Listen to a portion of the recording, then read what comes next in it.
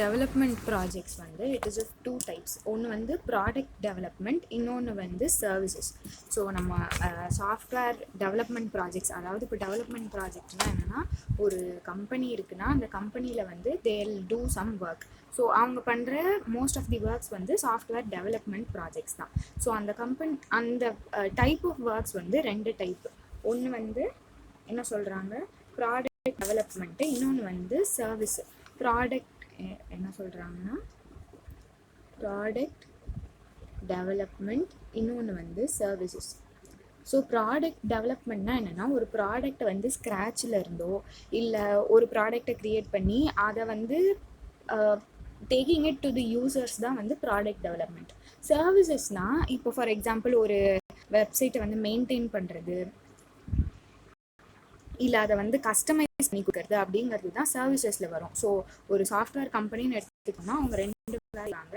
They can either develop a new project, இல்லைன்னா அவங்க வந்து ஆல்ரெடி எக்ஸிஸ்டிங் ப்ராஜெக்ட்டுக்கோ, ஒன்று அவங்க டெவலப் பண்ண ப்ராஜெக்ட்டுக்கோவோ இல்லை வேறு யாரும் டெவலப் பண்ண ப்ராஜெக்டில் இப்போ ஏதோ பிரச்சனை இருக்குனாலோ அதை வந்து அவங்களால சர்வீஸ் வந்து பண்ணி கொடுக்க முடியும். ஓகே, ஸோ அதுதான் சாஃப்ட்வேர் ப்ராஜெக்ட்ஸ் வந்து ப்ராடக்ட் டெவலப்மெண்ட்டாக இருக்கலாம், இல்லைனா சர்வீசஸாக இருக்கலாம். ப்ராடக்ட் டெவலப்மெண்ட் பார்த்தோம்னா இது ஜெனரிக்கு ஞாபகம் வச்சுக்கிறது இல்லை, ஹாரிசான்டல்னு ஞாபகம் வச்சுக்கோங்க.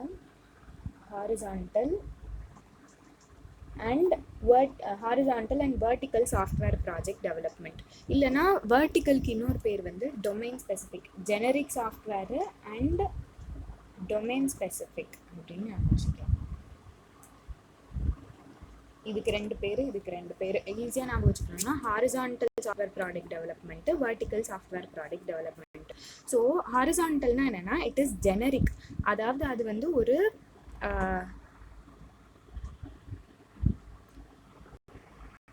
லார்ஜ் குரூப் ஆஃப் கஸ்டமர்ஸ்க்கு வந்து போய் சேரும். ஒரு லார்ஜ் நம்பர் ஆஃப் கஸ்டமர்ஸ்க்கு அந்த சாஃப்ட்வேர் ப்ராடக்ட் போய் சேர்றது தான் வந்து ஜெனரிக் அப்படின்னு சொல்லுவாங்க. ஜெனரிக்னா அதாவது ஜென்ரல் அப்படின்னு வந்து நம்ம ஞாபகம் வச்சுக்கலாம். ஸோ அதோட மார்க்கெட் வேல்யூ அப்படின்னு பார்த்தோம்னா ஹாரிசான்டல் அப்படின்னு சொல்லுவாங்க. ஏன்னா it goes to a vast variety of customers. அதாவது இப்போ ஃபார் எக்ஸாம்பிள் நம்ம ஃபார் எக்ஸாம்பிள் சொல்கிறேன், பிக் பாஸ்கெட்க்கு ஒரு வெப்சைட் நம்ம வந்து பில்ட் பண்ணுறோன்னு வச்சுக்கோங்க. ஸோ ஷாப்பிங், அதாவது ஆன்லைன் ஷாப்பிங் பண்ணுறவங்களுக்கு மட்டும் அந்த பிக் பாஸ்கெட்டுன்ற ஒரு வெப்சைட் வந்து போய் சேராது, எல்லாருக்குமே போய் சேரும். லைக் எல்லாருமே அதை வந்து அட்வர்டைஸ்மெண்ட்ஸில் பார்ப்பாங்க எல்லாருமே. So every one is going to notice it and notice பண்ணி ஆட்ஸில் பார்த்து இல்லை கூகுள் ஆட்ஸில் பார்த்து அதை யூஸ் பண்ண ஸ்டார்ட் பண்ணுறவங்க யாராக வேணா இருக்கலாம். ஒரு நார்மல் டீனேஜர்லேருந்து வயசானவங்க, வயசு முடியாதவங்க வரைக்கும் they can order things from Big Basket. That is the entire goal of Big Basket இல்லையா? ஸோ அந்த மாதிரி தான் வந்து இருக்கிறது generic software product. It has a horizontal market and it uses and அதோட டார்கெட் வந்து large group of customers. Vertical software product அப்படின்னு என்னன்னு பார்த்தோம்னா அது வந்து ஒரு டொமைன் ஸ்பெசிஃபிக்காக இருக்கும். அதாவது for example segments of customers, verticals அப்படி இப்போ வந்து அதான் இங்கே கொடுத்துருக்காங்க பாருங்கள். இப்போ வந்து பேங்கிங் அப்படிங்கிறதுலாம் பேங்கிங், ஃபினான்சிங்கிறது எல்லாருமே பண்ண போகிறதில்ல. அதே மாதிரி டெலிகம்யூனிகேஷன்ன்றது it's not for everyone. So ஸ்பெசிஃபிக்காக அந்த டெலிகம்யூனிகேஷன் கஸ்டமர்ஸை எய்ம் பண்ணி பில்ட் பண்ணப்படுறது எல்லாமே வந்து வெர்டிக்கல் ப்ராஜெக்ட்ஸ். அதாவது அது வந்து என்னன்னு சொல்கிறாங்க, டொமைன் ஸ்பெசிஃபிக் சாஃப்ட்வேர் ப்ராடக்ட்ஸ் அப்படின்னு சொல்கிறாங்க. அந்த செக்மெண்ட்ஸ் ஆஃப் கஸ்டமர்ஸ், அதாவது இப்போது வந்து ஃபினான்ஸ்க்குன்னு நம்ம ஒரு வெப்சைட் பில்ட் பண்ணுறோன்னா அந்த ஃபினான்ஸோட target customers are called as verticals. So அவங்கள வந்து நம்ம என்னன்னு சொல்லுவோம்னா வெர்டிக்கல்ஸ் அப்படின்னு சொல்லுவோம். அந்த பர்டிகுலர் ஃபினான்ஸ் கஸ்டமர்ஸை வந்து நம்ம வெர்டிக்கல்ஸ் அப்படின்னு சொல்லுவோம். ஸோ அதனால தான் இட்ஸ் கால்டு வெர்டிக்கல். ஸோ அதான் இங்கே சொல்லியிருக்காங்க. ஜெனரிக் சாஃப்ட்வேர், அதாவது ஹாரிசான்டல் சாஃப்ட்வேர் ப்ராடக்ட்ஸ் வந்து நிறைய customers may use. So it has a large section of customers.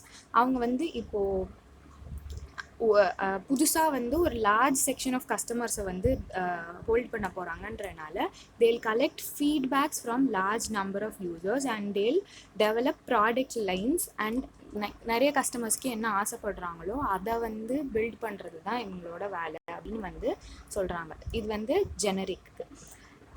Domain specific they already know what the customers want. So அதனால் அந்த செக்மெண்ட்ஸ் ஆஃப் கஸ்டமர்ஸ்க்கு என்ன வேணுமோ அதை மட்டும் பில்ட் பண்ணுறது தான் இது.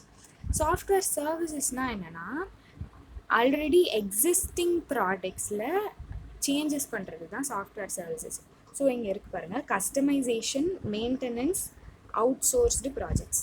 ஓகேவா? கஸ்டமைசேஷன் நமக்கு தெரியும், மெயின்டெனன்ஸ் நமக்கு தெரியும், அவுட் சோர்சிங் மட்டும் புதுசு, கஸ்டமைசேஷன் அண்ட் மெயின்டெனன்ஸ்.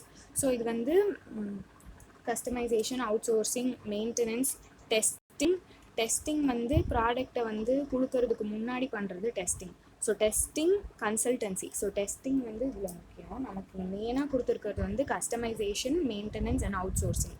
வேணும்னா டெஸ்டிங்கும் வந்து நீங்கள் ஆட் பண்ணிக்கலாம். ஸோ நமக்கு வந்து கஸ்டமைசேஷன்னா என்னென்னு தெரியும். அது வந்து நம்ம அந்த யூஸரோட சேஞ்சுக்கு ஏற்றாப்புல நீட்ஸ் மே டிஃபர், இல்லை அவங்க டிவைசஸ் மே டிஃபர். புதுசாக லைக் ரொம்ப வருஷத்துக்கு முன்னாடி, 15 வருஷத்துக்கு முன்னாடி ஒரு இது டெவலப் பண்ணியிருக்காங்க ஒரு ப்ராடக்ட்னா அதை இந்த ஏஜுக்கு ஏற்ற மாதிரி கஸ்டமைஸ் பண்ணுறது, அது எல்லாமே வந்து கஸ்டமைசேஷன் கீழே வந்துடும். அது இல்லாமல் அதுக்கு அடுத்து வந்து மெயின்டெனன்ஸ் வந்து கஸ்டமைசேஷனுக்கே வந்து இங்கே பார்த்தீங்கன்னா இப்போ என்ன சொல்கிறாங்கன்னா, at present there are hardly any software projects in which the program code is written from scratch.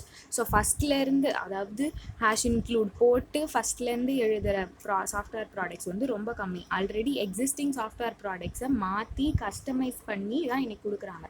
அப்படி கஸ்டமைஸ் பண்ணுற நிறைய இது வெப்சைட்ஸ் எல்லாமே அவைலபிளாக இருக்குது. அதில் ஒன்று தான் வந்து இட்ஸ் கால்ட் வேர்ட்ப்ரெஸ்.